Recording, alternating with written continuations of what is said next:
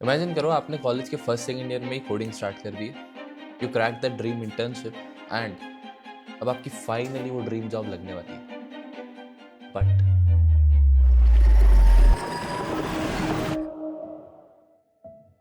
Welcome to the second part of placement versus passion. और आज की वीडियो में बस आपको एक कहानी सुनाने वाला हूँ। कॉलेज के फाइनल ईयर में I was confused, I was lost. मुझे कुछ समझ नहीं आ रहा था कि मुझे करना क्या है लाइफ में। मैंने हर पॉडकास्ट देख लिया, मेरे नेटवर्क में हर उस आदमी से बात करके देख ली, बट सब ने कुछ ना कुछ जवाब दे दिया कि ये कर ले, वो कर ले, ये मत कर, वो मत कर।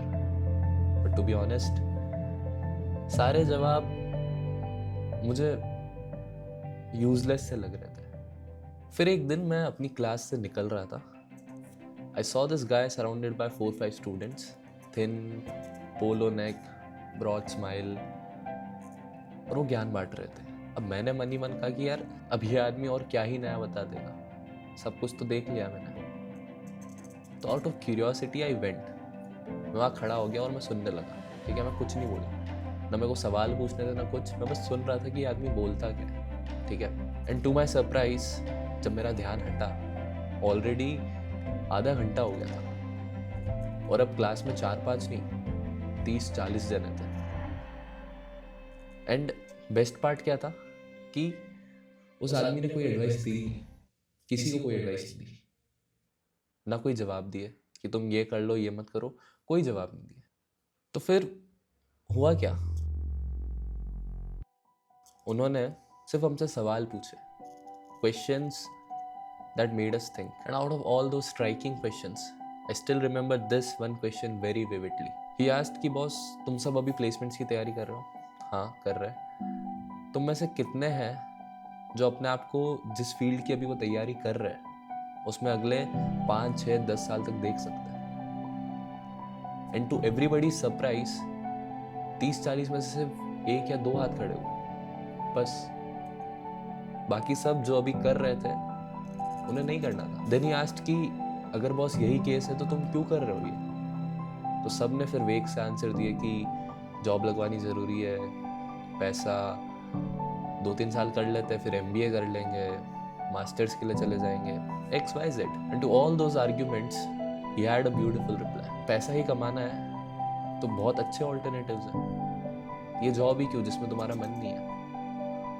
पैसा नहीं है, कुछ और है, सोचो सोचो सोचो। He made us think. ठीक है, Then he said something कि जिसने पूरा पर्सपेक्टिव बदल दिया सबका। उन्होंने कहा तुम साइंस वाले हो ना, चलो मैथ्स करते हैं। हाँ ठीक है।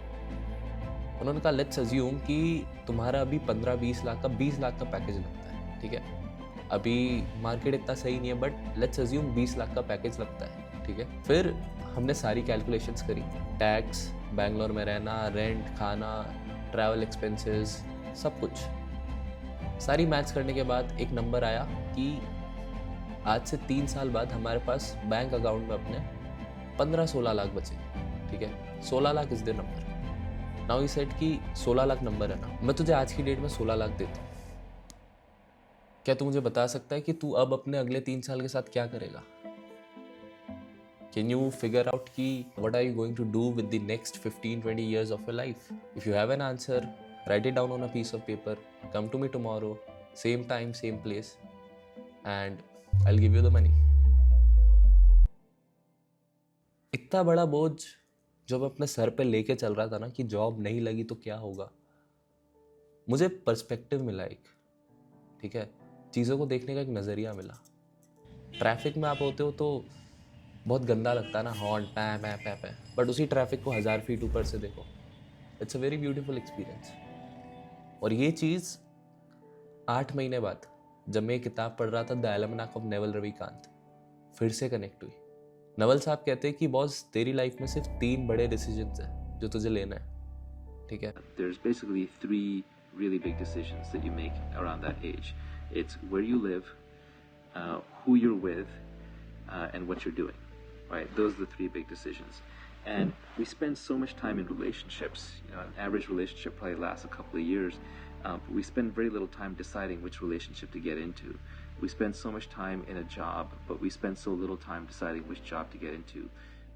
और ये 3 डिसीजंस तेरी लाइफ की ट्रेजेक्ट्री, तेरा करियर, तू कितना सक्सेसफुल होने वाला है, वो डिसाइड करेंगे। बाद में मुझे पता पड़ा कि ये पतला सा आदमी कोई रैंडम एलम नहीं था। He was the founder of a company जो आज की डेट में 300 करोड़ से ज़्यादा का रेवेन्यू कर रही है।